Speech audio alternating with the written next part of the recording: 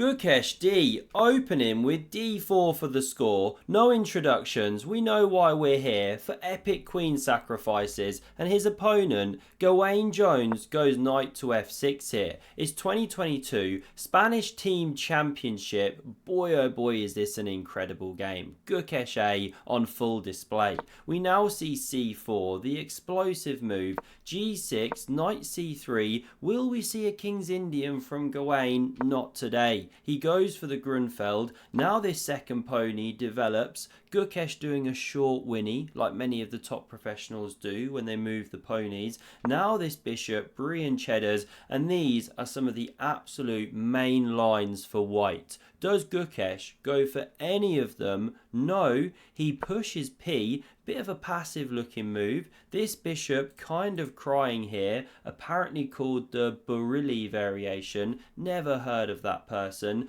And after castles, we now see takes, centralizing the knight, and the bishop comes streaming out into the game. Now you can backpedal with knight b6, hit the bishop, it slides to b3, different game. But instead we see captures on c3 here, and how would you play here from this position? White to play.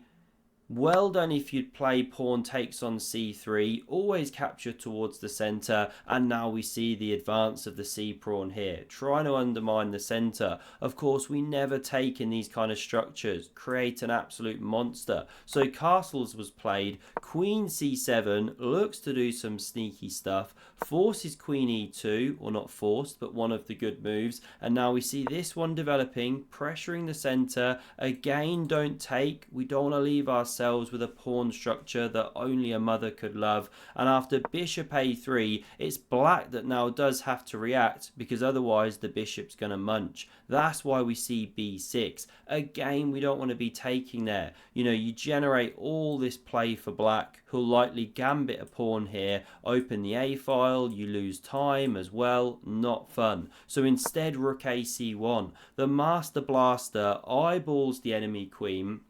This sniper develops into the game, and now this is a really crucial moment, because yes, you can play some standard stuff, rook fd1, etc. Good moves, but this is what the absolute top guys do. The 2700 Super Grandmother Club, they push P and create these kind of difficult challenges, right? You know what to do now. The pawns are rumbling. Can't you just win a pawn a second? Hang on a minute. Takes here, for example. This not working, by the way. Looks like you can fossilize black, win the queen, but actually black's on your queen. No good. Actually, the move, if this was played, is simply the retreating bishop move. And with something like this then coming into play, you can see the huge play that white has for the pawn. e6 could be on the way, black can't do it very easily. The knight's hopping, the rooks are pouncing, the bishops are eyeballing everything. Not fun. So the pawn wasn't touched. Instead, we see this slightly dodgy move of knight to a5. Is Gawain really a grandmother or a very naughty boy? Because you're not supposed to put the knight on the edge of the board. And now, when the bishop drops back, we see this is in a bit of a bind, not really participating in the game. e6 was better the move before, still the best move now to keep an eye on the d5 push, but instead, we see the very smelly bishop to h6, and I'm not talking smelly in a good kind of epic, crumbly, stinky cheese way, but more of a did someone just silently let one rip way. Not ideal. The rook now slides to a light square, and look at the discombobulation of those pieces. No idea if that's a word,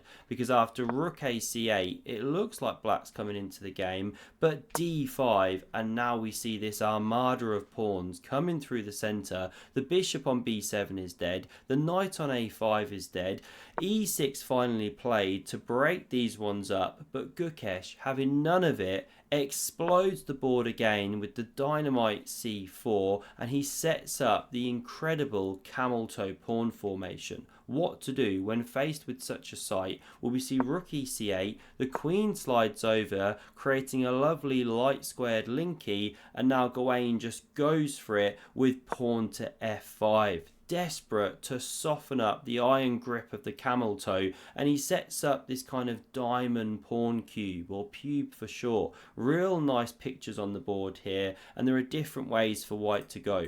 Don't take here, you explode the centre for black in a nice way. You could take here, however, because if takes here, you keep munching in this direction. Okay, different game, playable. But instead, we see rook fe1, holding the tension here, and now Gawain takes on e4, opening the f file for his rook. We see bishop recaptures and takes again. Very, very natural chess. Pawn recaptures played because you've opened up both rooks here. The bishop is doing some stuff. Queen's looking in this direction. Bishop, very, very nice. You have to be careful. How does white keep some kind of small advantage here? Because this knight, after bishop c8, given the question mark, but not such a bad idea, is rotating into b7, d6, blockading. Then you're not necessarily doing so amazingly as white. But Gukesh here comes up with the incredible move, showing real world championship potential. Push pawn you must, and it's what he plays, keeping his chess coach happy here. And the problem for black is that if you move the queen somewhere, who knows, wherever, pick a square, then the pawn just gets defended and it's an absolute bone in the throat. So taking is forced. Then the rook attacks that one, kicks it right back. Bishop d5 check, king h8, and bishop b2 check. You really start to see the draftiness, exposed nature of that king. It lifted the kill when it went f5.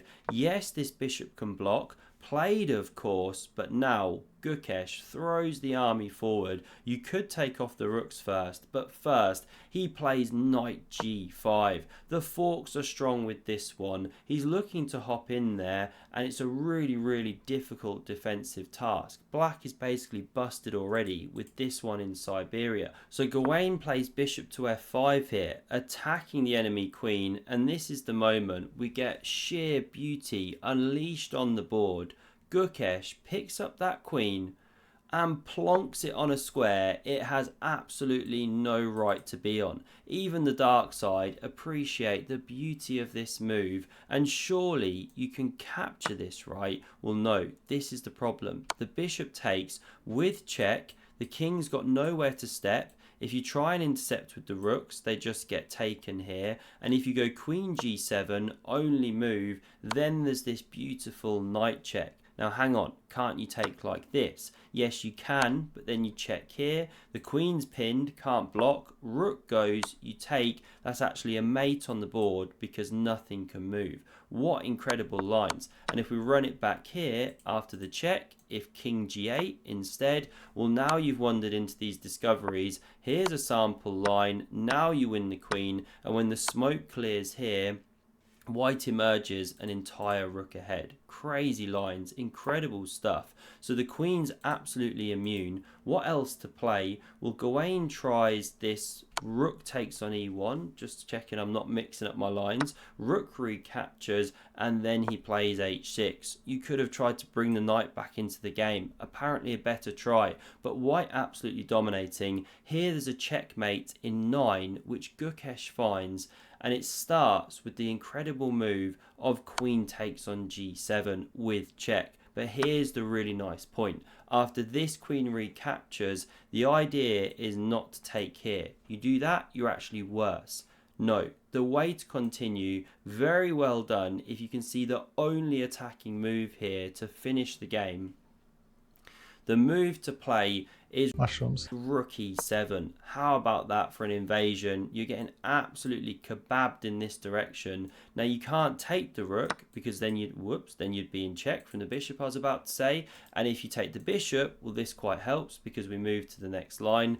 Then you get checkmated like this, using the knight, using the bishop, the old kind of Arabian sort of checkmate style. What a line that is. So you can't touch it. What to do?